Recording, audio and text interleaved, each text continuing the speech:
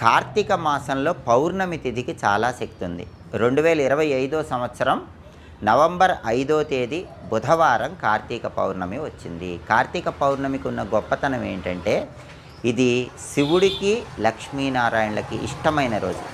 అందరూ కార్తీక పౌర్ణమి అంటే శివుడికి ఇష్టమైన రోజు అనుకుంటారు, కానీ కార్తీక పౌర్ణమి లక్ష్మీనారాయణలకు కూడా ఇష్టమైన రోజు. దానికి కారణం ఏంటంటే, కార్తీక పౌర్ణమి రోజు సరిగ్గా ఉదయం 10 గంటలకి వైకుంఠంలో ఉన్న లక్ష్మీనారాయణలు భూలోకానికి వచ్చి భూలోకంలో వాళ్ళ శక్తిని ప్రతి రావి చెట్టు మీద ఉంచుతారు. అది కార్తీక పౌర్ణమికి ఉన్న ప్రత్యేకత.